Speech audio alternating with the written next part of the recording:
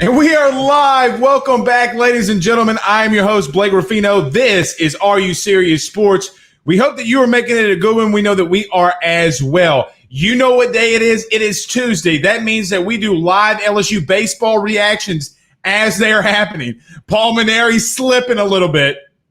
He's slipping a little bit. So if some bad things start happening, you might hear some things that you might not want to. I'm just messing. But regardless, we are live. We have a great show in store for you tonight. As always, guys, we greatly appreciate because I'm not able to see all of them throughout the show. We do have the stars implemented on Facebook Live. You guys, if you do hit the stars and you support our podcast, we greatly appreciate you doing that from the bottom of our heart over at Are You Serious Sports. We greatly appreciate you guys and girls doing that for us. So very quickly before we get started, it is 1-0 in the bottom of the second, or excuse me, top of the third, or it might be bottom of the third because I was getting ready for the show, but its score is still 1-0. So we'll monitor as we continue. Jacob Crain, the Jboy, is going to be joining us around 7:20 p.m. Central Time from the Jboy Show. Really looking forward to him coming on. I love his show. Yeah, I love what he's doing, and he's a partner of ours over at Believe Podcast. So really looking forward to him joining us. We'll go around the SEC with him as well, and we'll start doing a little bit of football talk. He's been red hot with his picks. So, guys, you might want to listen to him on some betting stuff because he's been absolutely red hot. And I did not believe that we were going to be able to do this, but stop attacking Coach O. Take 3, baby. They continuing firing the punches. It's like it's Fight Night Round 2 on PlayStation 3, and you got Roy Jones Jr. against Mike Tyson, and you're trying to fight off the Ed Orgeron haters. The hater aid is for real, y'all. But we're going to fight them off, and we're going to fight them off together as we get started. But before we do that, guys, as always, we want to take this time to thank our good sponsors over at Believe Podcast, our good friends over at eBay and Sunday Scaries. Sunday Scaries is a CBD oil and treatment. I had the unicorn jerky before we came on. That's why I'm kind of chillaxed and relaxed and all cool. And maybe after the baseball game, shoot some b-ball outside of the school and do some stuff like that. But regardless, you guys got to go see some Sunday Scaries, and we got to pay some bills around here. We do have the hashtag Ask Blake as well. We will get to. But before we get to all the comments, you guys know, fire your comments off, fire your questions in the hashtag Ask Blake, and we will get to them as well. As it looks like Zach Arnold flew out to right, so it'll be 1 out in the bottom of the third inning. So 1 out, bottom of the third inning, or bottom of the second inning, excuse me. The LSU Tigers lead 1-0. Okay, but guys, we got to pay some bills before we get into this thing. Stay tuned. GM Varno & Sons. Guys, you got to go see my good friends over at GM Varno & Sons for RV repair, big rig overhauls, motorhome chassis, truck repair, routine maintenance, tire rotations, tire sales. No job is too big or too small over at GM. Give them a call today at 225-664-9992. That's 225-664-9992. And if you tell them Blake Ruffino sent you by, they will give you one of those great discounts. That's 2500 Florida Boulevard, Denham Springs, Louisiana. Tell them Blake Ruffino at AYS sent you by. And our good friend, Mr. John Patton over at Area Home Lending. If you're thinking about buying a new home, saving money on the mortgage that you have now, or even doing that cash out refi, the timing has never been better. Get in touch with John Patton from Area Home Lending today. And if you mention the show, John will send his team out for a free appraisal. Again, that's 225-663-2500. And tell him Blake Ruffino at AYS sent you on by. Okay, we did have some Ed Orgeron clips that we wanted to play from this morning, but it looks like that they have deleted that or just a second ago, but I can't find the video. Kenny says, it's Blake time again. You know what time it is. Ryan says, what's going on tonight? Blake's in the house.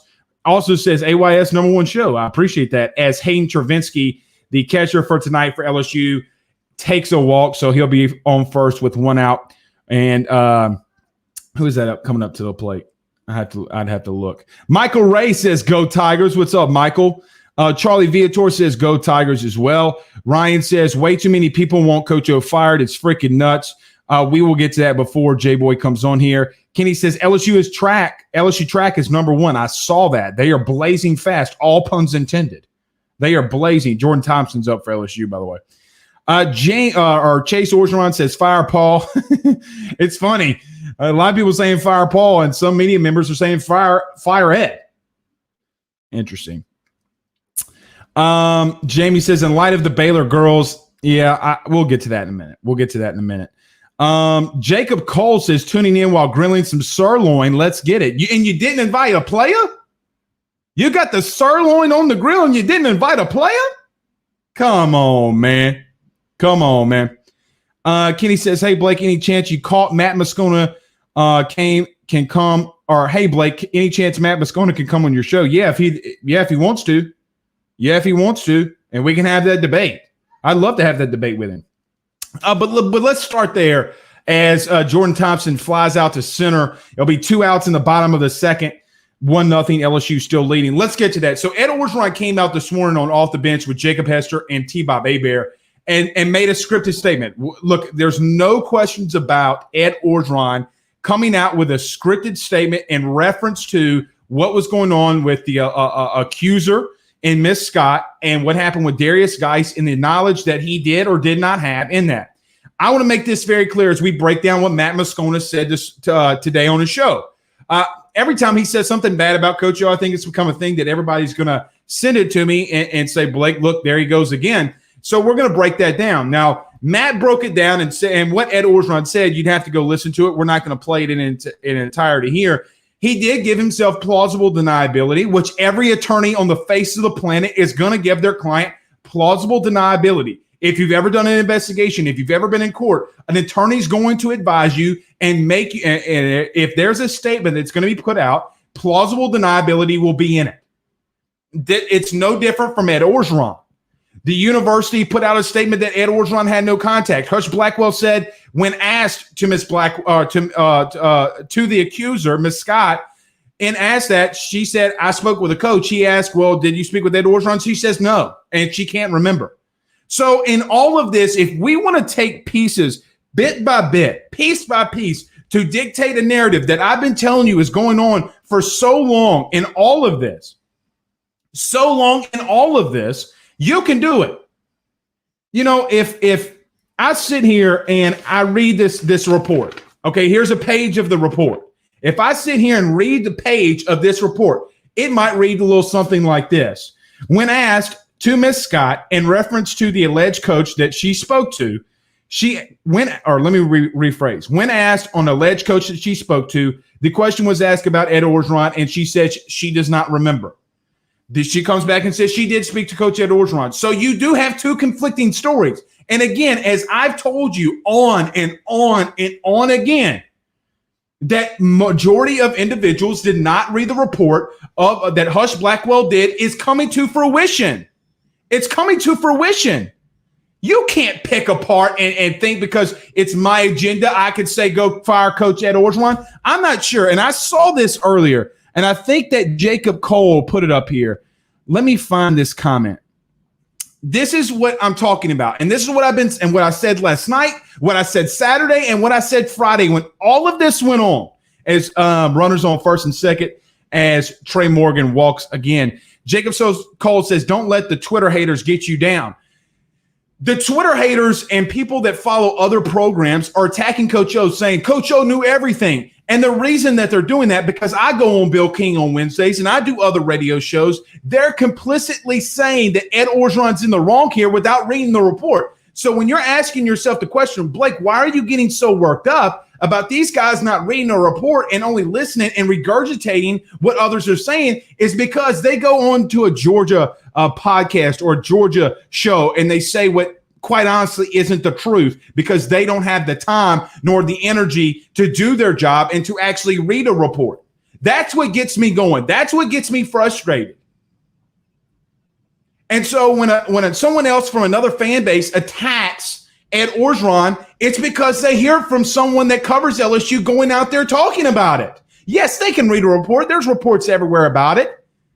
But not someone had read there was an article from the USA Today before the Hush Blackwell investigation was released that kind of somewhat on some parts contradicted what the USA Today found. So if you want to continue to attack Coach Ed Orgeron due to the simple nature, because of whatever agenda that you're trying to push, man, nobody's buying your BS. Because here's plausible deniability. If you want to hear plausible deniability, here it is. Guys, we don't have enough evidence to say fire Coach Ed Orgeron at this exact moment. None. I shouldn't say none, but not enough. Not enough. So I'm going to give myself plausible deniability and saying that if more information comes on Ed Orgeron, yes, we will need to take a look. But right now, you can't say that Ed Orgeron should be fired. If you don't have the cojones to go out there and make a statement, if you want to go on Facebook Live, and this I'm addressing Matt Moscona here, if you want to go on Facebook Live and say specifically fire Ed Orgeron, and then you want to go on your show and not reference that, that's your agenda, brother. That's your problem. But you can't have it both ways. The statement's been made. The statement was made without even coming close to reading the 1,400-page report that we know about and that we have, that are parts right here. For the life of me, I do not understand. Did we forget how to read? You know, is this an episode of Billy Madison? Oh, back to school to prove to Dada I'm not a fool. Oh, back to school. Read it, understand it, listen, talk to individuals that are an attorney, talk to individuals that do know this, because I've talked to 2 attorneys, one of them, and I'm sure you can know because we have an attorney that sponsors this damn show. He said, she said at this exact moment. I mean, come on, man. You know, I don't mean this in a wrong way, but I've come on my show and admitted when I'm wrong. You know, like, for example, I said that I thought that LSU's floor last season was 7-3. I was wrong. Dead wrong. They went 5-5. What are some other things I was wrong about? Oh, I thought that Georgia was the best team in the SEC East last season. I was wrong. What are some other things that I'm wrong about? Probably a lot. I mean, I would have to do an interview with my wife to really go into specific details about a lot of things that I do wrong, because I'm not perfect. But when you don't admit when you're wrong and you have a personal agenda and you run your happy ass out there on a national media stage and you start saying fire Ed Orgeron, what do you expect other people in the nation to do? Because they expect that you have the integrity to read the report. They expect that you have the information in front of you. They expect that you are in the inside and that you actually know what's going on. So what Ed Orgeron said, that his attorneys came with a statement, and LSU came with a statement. I don't remember talking to her. Basically, what he's telling you in that, if you ever did an investigation, if you've ever been around an attorney, it would tell you that he's given himself the plausible deniability and stop reaching. You're reaching. Stop that, man. Bases loaded. 2 outs in the bottom of the second for the LSU Tigers as Dylan Cruz is up as he takes the ball, so it'll be a 2-1 count. Stop it, y'all. Like, come on, man. Come on. Stop lurking in the shadows. Stop saying horrendous shit that is not true.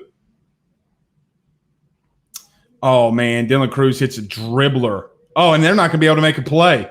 He eats a weak ground ball back to the pitcher. No play is made. Hayden Chervitsky will score and make it 2-0 Tigers. Base is still loaded as Dylan Cruz will now be on first. Danny says, hey, Blake, at least Coach O isn't Willie Taggart. Tiger fans should feel lucky to have Coach O. We're still climbing out of that hole, coming from a Noel fan. Aaron Adams says, Matt is like Skip. He doesn't have much content or facts, just attacks.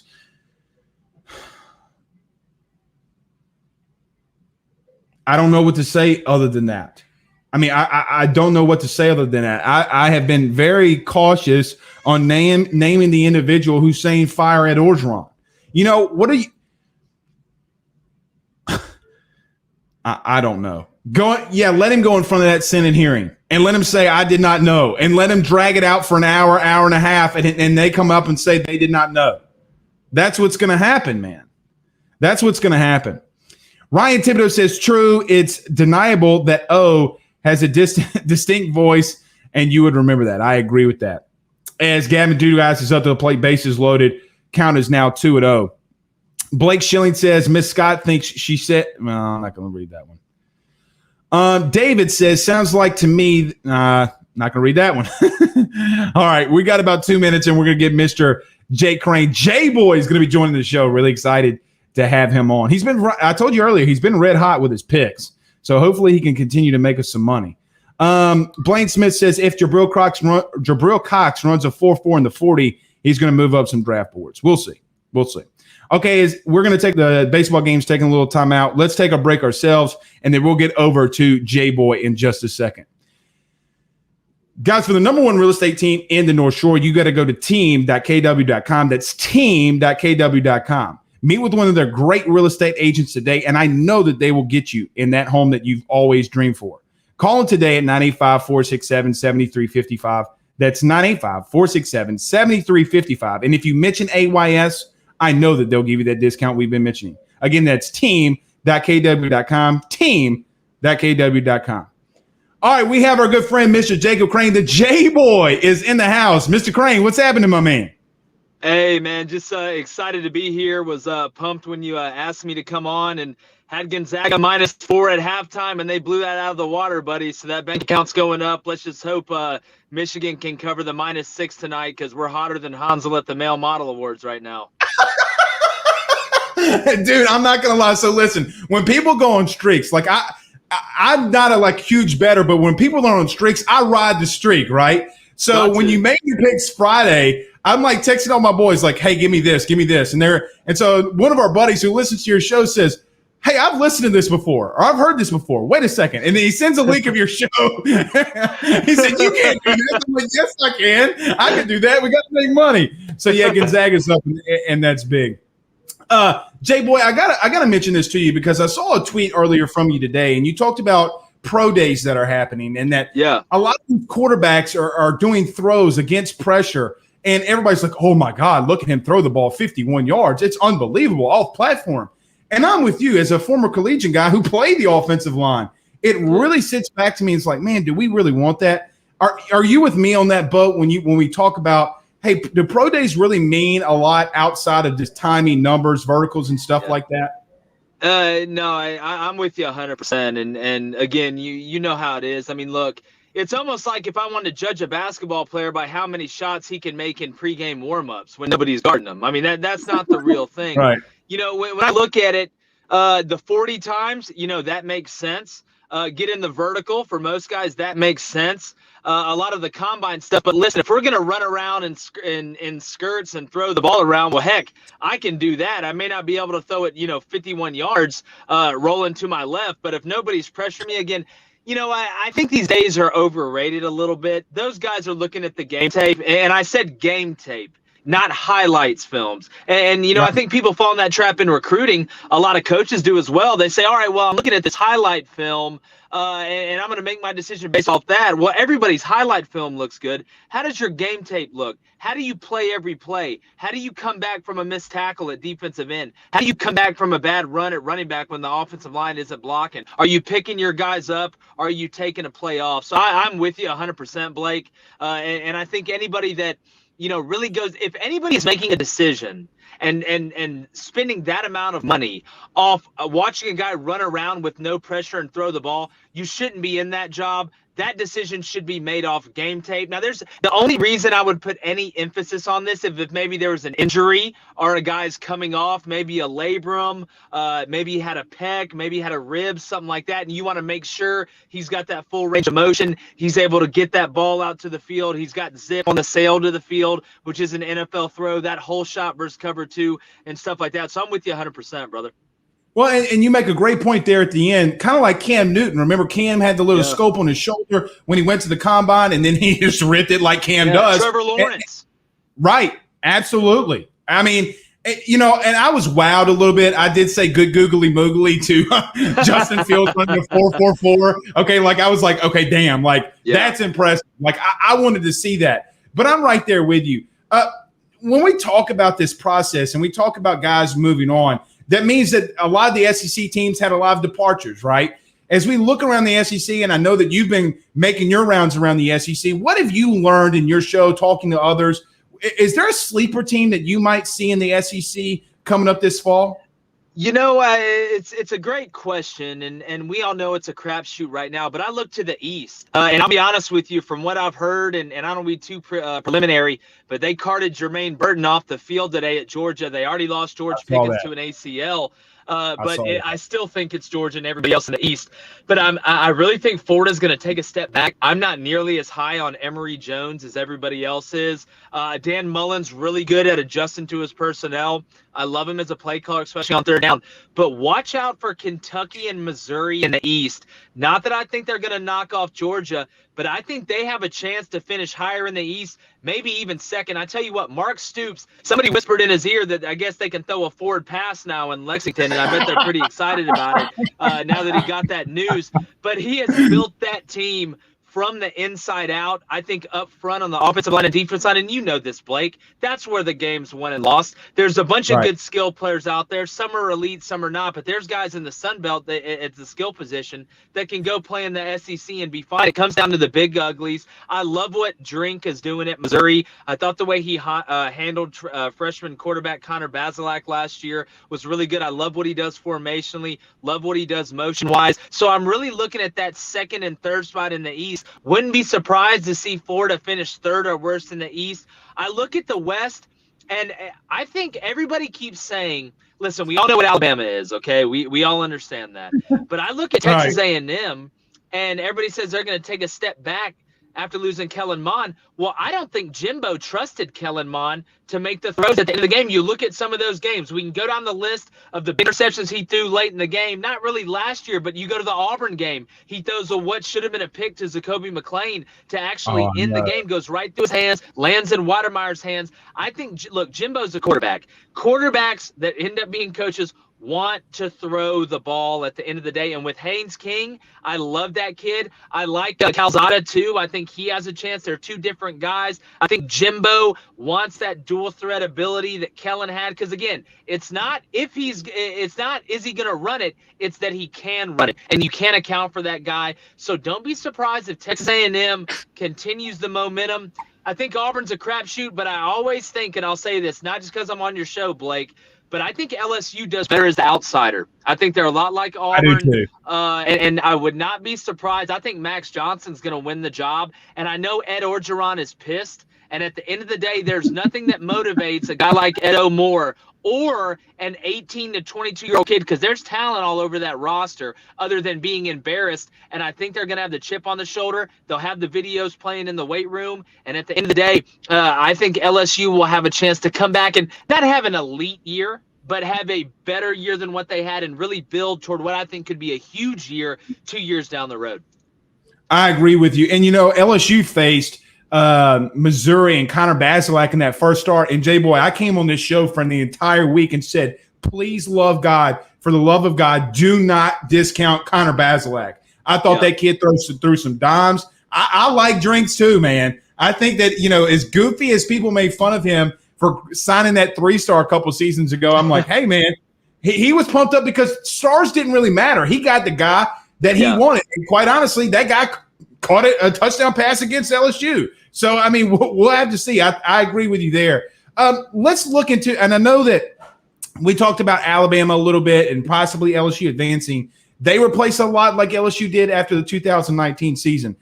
I'm not going to discount Alabama. I mean, how can we? Do you think it's still going to be Alabama and everybody, like, they're just reloading, they're not rebuilding as always? Well, I look at the depth that Saban has created, and at the end of the day, Blake, I think a lot of it rests on if a couple of these early enrollees on the offensive line, which it was smart to get them in early. That offensive line class they signed last year was absolutely elite. If some of those guys can get on that same page, they should have the physicality update, they should have the physical ability to be able to do it. My biggest question with Alabama, because I think Bryce Young's going to be really good, is that defense going to take the next step? And look, I understand offenses have changed. Schematically, you heard Saban the other day, saying giving up 20 points a game is a good thing nowadays, as opposed to it used to be. But I'm really interested to see how they come out of the gate, because against a team like Alabama that has all that talent, we know the wide receiver position, they lost a ton. Will they get their footing in the first couple games? I think Miami is the perfect test for them early. I think they're more talented than they are. But, I really believe this year the West is about as wide open as it's been in a while. And if you're going to get Bama, you better get them early, because if they get their footing, I really, really, really like the hire that they made. Obviously, losing Sarkisian, but you bring in a guy like Bill O'Brien. I mean, they've got a bunch of NFL head coaches that are position coaches. The craziest thing I've ever seen. He runs a rehab clinic for coaches. It's genius. Even their analysts are getting head Division I jobs. But you can never discount Alabama at the end of the day. But I'm very interested to see if there's a team in the West that can sneak up. Will it be LSU? Will it be A&M? Will it be Auburn? I think Auburn's a little bit deficient up front in the personnel department. Will Friend has his hands full, but I love the Brian Harsin hire. They went out of the box, and as a guy that's from Auburn, it's really surprising to me, and the first time that I've ever seen them go outside of the good old boy network to make a hire, and it may just work out. I was going to ask you about Auburn before we got to a surprise question I wanted to get to you. Let's talk about Auburn very quickly. They do go outside the box. They do go out west and get a guy from Boise State who's had a lot of success. A lot of people are writing off Auburn, saying that Bo Nix has to kind of put up or shut up. But I'm going to tell you something. What scares me the most, Jboy, is when nobody's talking about a team in the SEC West. It always feels like that team is either going to want to do one of two things. Either they're going to punch you in the mouth and they're going to surprise some people, or they might take a step back. With this Auburn team, what's your gut feel and what do you read on them moving forward into this upcoming season? Yeah, well, like you, Blake, I judge teams from the inside out, and you got to be able to do it up front. The rest will take care of itself. But to me, this isn't the movies. In Star Wars, the rebellion beats the Death Star. That's not how it works in the SEC. Right. To go up against the Death Star that's been built at Alabama and been built at Georgia, you got to build your own Death Star. And I think that's what Brian Harsin brings. Not saying he's a CEO, but he understands the importance of building up that recruiting department. And Blake, let me give you the craziest stat outside of Gonzaga winning 26 straight games by double-digit points. Auburn had not signed a high school offensive tackle since 2017.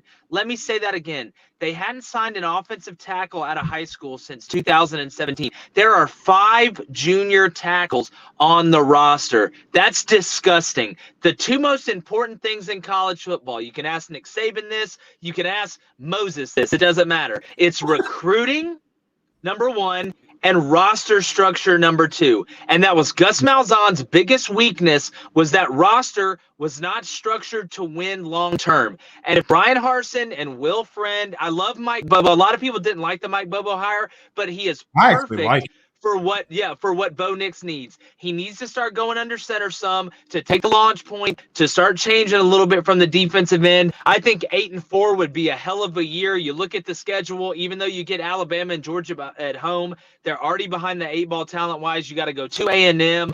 You got to go to Arkansas. But I like the hire long-term. This first year, and everybody wants to win. Everybody wants to win a ton of games early. This is about the culture. This is about the foundation. It's about signing high school offensive linemen, and it's about putting your hand in the ground and, damn it, lining up and hitting somebody in the teeth, because that's what wins in the SEC West. That's what Auburn didn't have last year. You can't win a fist fight with a handful of pillows, and I think they understand that. As a former offensive lineman, host starts smiling when you talk great offensive line play. I'm just going to throw that out there. We do have some fan questions here. Craig Schilling wants to know, hashtag Ask Jboy, are you hiding in the car because you've been so hot with your picks and everybody's trying to find you?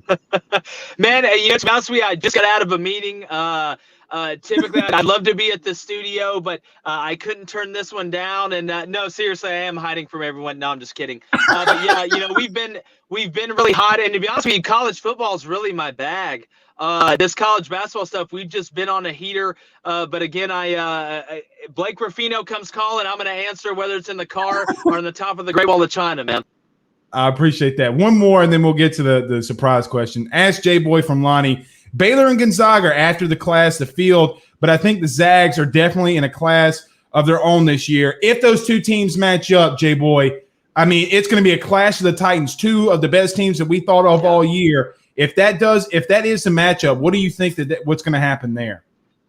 Well, it's a great question, and they're on a collision course. They've been on since we started this tournament. The thing I'll say about Baylor is, if you watch Gonzaga, everybody talks about Jalen Suggs, but that offense runs through Drew Timme, especially early. I'm very interested to see.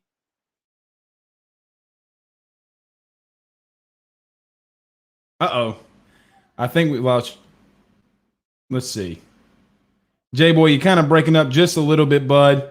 Game down against Gonzaga to get him out of running, to turn it ugly. But I'll tell you this, Blake. The Davion Mitchell versus Jalen Suggs matchup is must-see TV. And I'll be honest with you, I'm in this kind of pool with this radio station I go on, and I got to pick. I was second to pick. The first guy picked Gonzaga. I picked Baylor to win a TV, so I'm hoping Baylor wins. But if Gonzaga turns it into a track meet, they're very, very tough to beat. Lonnie, that's a fantastic question, man. All right, last question, Jboy, and we'll get you out of here. I know that you're very busy. We got some Final Four and basketball that we got to look forward to. I always notice that you're wearing these Atlanta Braves hats. And as a big Yankee fan, I feel like those two teams can be on a collision course. Tell me about your Braves. How excited are you for opening day next week? Man, well, as a former college, I'll be honest with you, I just moved to Atlanta. I'm a huge Braves fan. Haven't been to the new park. I went to the Battery the other day, and it was like Chuck E. Cheese for me, man. It was like Chuck E. Cheese for adults. But I'm so excited. You know what? I'll say this. I'm just excited for us to kind of get back to some sort of normalcy. And I think baseball is going to start to bring us in there a little bit. You look at some of these teams, and I'm not talking politics or whatever, but you know, we're a very competitive country, and we enjoy our sports and go into the games. And I'm so excited to see that baseball thrown. Spring training's fun, but I'll say this. Braves, can we please just do something in the playoffs? Y'all ripped my heart out and showed it to me last year in the playoffs. Hopefully this year they can do something.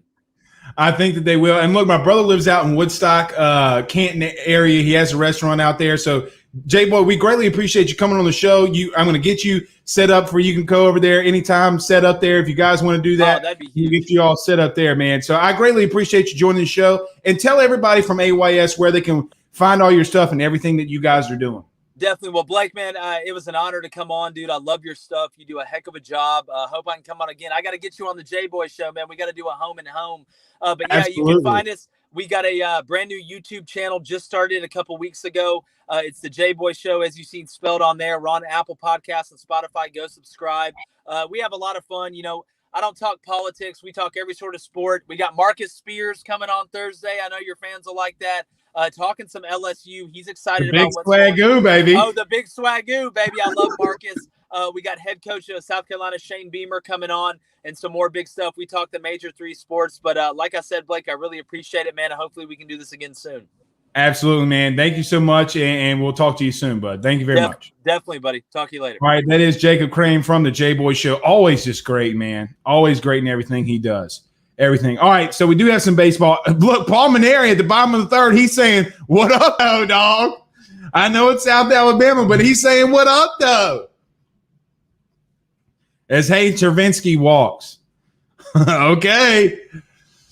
All right. Blaine Smith says, Hart-O is frustrated with development of the backup offensive line. He says they need to be developed more urgently. Yeah, and I think that he's talking about guys. Look, and Blaine, you've asked this question a lot about on our show about Cardell Thomas. Look, man, it's a big thing. I mean, Cardell his development, maybe to his own, has kind of slipped off. And look, we've seen really good O linemen. We've seen really good O line play. We've seen Damian Lewis go to the league and start. We've seen Lloyd Cushenberry go to the league and start. We've seen Sadiq Charles at left tackle, by the way. Go into the league and get some playing time. we've seen Adrian McGee get signed by the New Orleans Saints. So there has been development under James Craig. I think it's just some of these young guys at this point needs to kind of put up or shut up, right? And I think Ed's kind of calling them out like he's calling out the linebacker room. There's nothing wrong with that. Absolutely nothing wrong with that.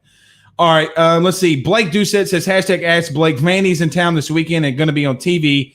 Time to show what LSU baseball is about. Look, this is a must-win series. A lot of people are writing LSU off because you got Kumar Rocker and you have Jack Leiter coming into town. I understand that. Look, I get it. I fully understand it. But one thing that I want to say about this team and what I want to say about it right now, look, this team could have folded tonight. And LSU in the past has folded during midweek games, right? Like they completely folded in the past under Paul Mainieri. Right now, they have shown and they've come out and shown that they want to play for their head coach. Period. I know a lot of us have said fire Paul Mainieri. A lot of these comments have said fire Paul Mainieri. You've got to take something into account, though, however, that this team tonight has come out and wanted to play for them as Jordan Thompson walks and the runners will be on first and second, still in the bottom of the third. Score is still 7-0. So I think that says a lot. I think it says a lot, man. Ryan Thibodeau says Zags win over Baylor. I could see that. And look, if they go undefeated in an undefeated season, God, how great of a season would that be? How great of a season would that be? Yes, you can do the #Ask Blake inside of here. David says, this baseball game, we can't fall in love with the grape Kool-Aid. We should beat South Alabama. Yeah, you should. But what I will say here, though, David, is you have to respect something. You have to respect that this team came out and could have folded after a very tough weekend. They could have come out and folded, but they're really showing that they want to play for PM. Period. I mean, look, I'm not saying that I'm in love with Paul Mainieri, and I'm not saying if he doesn't have success not to let him go, that his time might be over with. That's not what I'm saying here, guys and girls. It's not what I'm saying. You got to respect that little part of it. You do have to respect that. Thibodeau says, pump the brakes. Okay. Jamie says it's 0-0 right now. Okay, I mean, we can do that. And look, it is 0-0 in this Vandy series. You got to act like that. Look, I think some people forget that LSU was 6-11-1 in the SEC a couple years ago and got to Omaha. Baseball's a fickle sport, man. It's a fickle sport. Josh says, when it comes to baseball, I'm tired of the excuses for Paul. Now we can talk about this. This is a good point that Josh makes here. His show last night, he just came up with excuse after excuse. The inconsistency is ridiculous. That's one thing that I agree with all of you. I mean, and I'm tired of the excuses too. I mean, it gives me no favors to run out here and say not to fire Paul Mainieri. If I wanted the likes and views and clicks and all the great stuff as Trey Morgan walks again, bases loaded, no outs in the bottom of the third. This is about to get ugly. This is about to get really ugly. Okay. Sometimes young teams need something like this. Sometimes young teams need to blow guys out of the water as they'll make a pitch. South Alabama will make a pitching change. But I agree with Josh here. The excuses have to stop. The pounding in the dugout from your head coach has to stop. If you hear my little son in there crying, that's how I imagine Paul Mainieri sometimes. Boo-hooing. Stop boo-hooing. Like, let's lace it up. Let's get ready to rock. Because you don't have time to wait for this upcoming weekend. You got to get ready to go now. There's no excuses anymore. Travis says on Facebook Live, hopefully they get hot when it counts at the end. We usually get hot early and fizz out during the NCAA tournament. Maybe so. But LSU has to worry about right now, period. Our good friend Mr. Nookie says LSU is 18-25 against South Alabama historically. Pretty sure Skip's record against them was sub 500. There you go. And, look, again, this is the point that I'm going to make, and it doesn't give me any favors from anyone whatsoever. you got to respect that a team's rallying for their head coach. You got to respect that now. Now, I had an old baseball coach, and you guys know the history of my family and being head coaches in baseball. Sometimes getting your ass kicked in baseball during the regular season sometimes helps, especially from a team that you shouldn't lose to. Sometimes it helps. Hopefully it will help this team. But it's time for them to start busting it wide open, and it's a good point here by Nookie that LSU just hasn't historically had good success. And under Palminieri, they haven't had good success during the midweek. I'm not going to freak out over a midweek game, though. I'm not going to freak out. And yes, I will continue to talk about this Coach O thing as warranted. I've gotten some texts during the show. Yes, I will continue to talk about it. But what you're not going to do is guys, just the utter stupidity of all of this. The utter stupidity of running that out there. Guys, I'll be on with Bill King at 7 o'clock tomorrow morning, a national show, like a very, very large, and this isn't to boost me up. Who gives a shit? But a very large national show. I guarantee you that's going to be the first question. I do got to show you guys this. I forgot to. Damn it. You know who this guy is? By the way, you guys need to share this. Share the post. Share the AYS post. Do y'all know who this is right now? That is one Arch Manning. The Arch Manning. Yes, that Arch Manning. Newman Arch Manning. Wearing a one team, one heartbeat LSU shirt. And y'all said that it was over. Okay. Let me put that back up there. Look at old Arch. It looks good on you, Archie. Little Arch. Looks good. All right now. All right. Y'all keep running out there talking that Rudy Poo shit about Ed Orgeron, and you got a really good quarterback in your state, a Manning. Fire Ed Orgeron, right? Fire his ass. God, man, you know what I'm going to have to do? I'm going to have to get a couple of drinks in me, and I'm going to really have to tell you how I feel. But yes, that is Arch Manning. Lonnie says, remember LSU baseball team is young, and the Tigers are known for going on late season runs. Let's hope that happens here. Did Safford just strike out on 4 pitches or 3 pitches? God, Safford just struck out on 4 pitches, man. Come on. Jesus Christ. Bases loaded, 1 out. Put the ball in play, man. That's the inconsistency that everybody talks about as Dylan Cruz is up to the plate. God, man. 7 home runs, 11 RBIs. Hey, here's where you can pad your RBIs. This is where you can pad your stats. That's another thing, too. Talking about these midweek games, get some confidence. Pad the freaking stats. Pad them up. Like Dylan Cruz, man, you're one of the best players out there, one of the best freshmen out there. Piss on this ball right now. Absolutely piss on it as he takes a strike.